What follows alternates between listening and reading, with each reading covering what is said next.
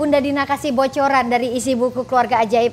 Gimana cara memahamin anak? Mau banget Bunda. Ayah Bunda juga pasti mau tahu. Silakan Bun. Siap. Jadi gini, di salah satu buku halaman buku Keluarga Ajaib itu ada 5 belahan otak menurut Al-Ghazali dalam buku Ar-Rasali Al-Ghazali. Jadi kita itu memiliki 5 belahan otak. Jadi ada otak kiri, ada otak kanan, lalu ada otak tengah. Nah, otak kirinya aja dibagi 2 nih. Ada kiri atas, kiri bawah nih Terna. Oh, oke. Lalu otak kanannya ada otak kanan atas, ada otak kanan bawah. Dan yang kelima itu adalah otak tengah. Nah, kita akan belajar nih ciri-cirinya otak kiri, otak kanan, dan otak tengahnya. Nah, jadi gini, kalau ternyata setiap manusia ataupun anak-anak kita itu punya satu pemimpin. Pemimpin dalam otaknya, ya ada pemimpinnya. Nah makanya kita harus tahu pemimpin otak kita tuh yang mana, karena itu akan mempengaruhi cara dia belajar, cara dia berkomunikasi, termasuk karakternya. Nah kita akan saya bocorin nih, ya. Kalau ternyata nih anak kita otak kiri tapi yang bawah, ciri-cirinya seperti apa? Ciri-cirinya anak tersebut adalah peniru atau pengingat yang baik dan sangat energik. Kalau orang Sunda mah tedaik cicing, aktifnya, aktif banget, nggak bisa diem ya. Nah, jagalah anak tersebut dari lingkungannya, karena kalau dia lingkungannya bagus, dia paling bagus. Contoh misalnya, dididik sejak balita, anaknya senang bersedekah, senang membaca Quran, maka dia akan paling bagus karena dia peniru sejati. Nah gitu itu ya. Dan berilah anak ini ruang gerak yang luas karena dia sangat menyukai permainan yang menggunakan otaknya. Ya, dan ototnya. Nah, ototnya makanya kenapa perlu area yang luas, karena dia geraknya ke sana ke sini ke sana ke sini. Super aktif sekali super ya Bun ya. Super aktif sekali ya. Nah, anak karakter ini senang tampil ya, tapi kadang-kadang kurang memiliki kepercayaan diri. Nah, maka latih dia dengan beri panggung untuk kesempatan dia tampil sesuai dengan kemampuannya, gitu loh. Nah, namun jangan mengkritiknya anak seperti ini di depan umum. Ya, karena akan membuatnya dia mogok tampil. Jadi kalau misalnya dia mau tampil ternyata bajunya kurang oke nih, terus ibunya kan kadang-kadang suka nyeletuk tuh di depan orang, spontanitas. Ya lakukannya jangan pada saat di depan umum. Jadi ajak dulu kasih pilihan nih, ini bagus nih, oke nih buat kamu, mau pakai enggak gitu. Jangan langsung kritik di depan orang, ya. Nah maka jika kita melakukan itu yang membuat akhirnya anak kita mogok tampil. Nah ketika anak kita mogok tampil yang terjadi apa? Kita sendiri kan yang rungsing jadi orang tua, betul nggak? Betul. Kita sendiri yang agak bingung tuh jadi orang tua. Oh itu ciri-cirinya ya Bun ya? Betul sekali. Nah anak-anak ini jika melakukan kesalahan, misalnya anak ini melakukan kesalahan, tegur langsung, to the point aja. Ya, karena dia tidak mempan kalau pakai sindiran.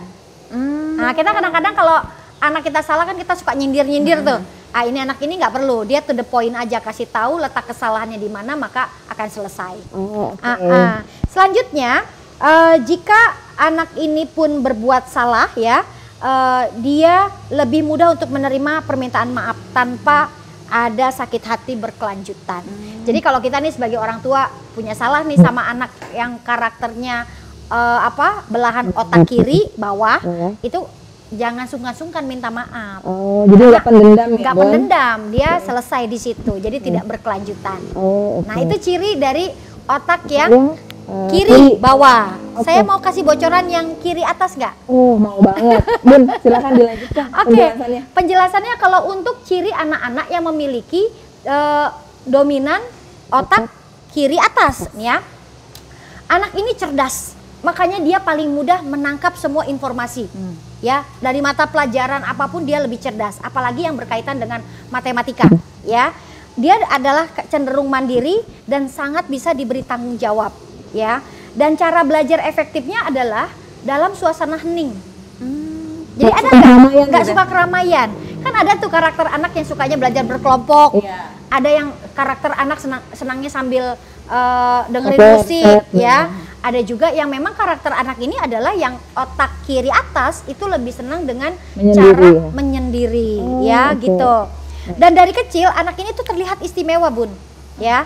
Karena gini, jangan segan-segan karena dia ingin diapresiasi, kalau dia mengalami prestasi dan segala macam, jangan sungkan-sungkan orang tuanya untuk memberinya rekognisi. Misalnya kasih piala. Oh, piala jangan cuma pada saat anak-anak ikut lomba. Tapi ketika dia mengalami kehebatan dalam keluarga, orang tuanya bikinin piala. Misalnya lomba puasanya full 30 hari gitu itu ya. kasih apresiasi tuh. Terus atau sholatnya tepat waktu. Nah itu bisa gitu kasih ya. piala lomba ngajinya sholat tepat gitu waktu ya, gitu. rajin Yes, gitu ya. betul sekali. Nah itu juga karena anak-anak ini tuh seneng banget kalau dia udah direkognisi, dikasih penghargaan, itu tuh bisa menambah semangatnya. Ya, dan cuman ada satu nih, kalau dia lagi berbuat kesalahan, enggak beda sama yang tadi. Pertama, jangan nasehati dan ngomelin. Oh, ya. Kalau yang tadi itu yang otak bawah, kiri tadi itu, ya, jangan di depan umum. Jangan di depan umum. Ya, kasih pilihan. Terus udah gitu minta maaf secara langsung. Nah, kalau yang anak ini nih, jangan terlalu nasehati, banyak ngomong orang tuanya, dan jangan terlalu banyak ngomelin. Ya, itu kenapa, karena dia akan menampik dengan segala macam cara, alasan, dan ngeyel. Mungkin karena tidak mau terlihat bodoh gitu ya. Karena dia pintar, dia merasa bisa, saya bisa gitu. Makanya lebih baik kalau berkomunikasi yang diulang-ulang lebih baik pakai tulisan. Itu lebih pas karena dia paling tidak suka mendengar banyak bicara. Ayah bunda sambil disimak ya, ciri-ciri anak-anak kita di rumah itu lebih dominan otak yang mana ya? Saya juga sambil menyimak nih, Bun. Iya.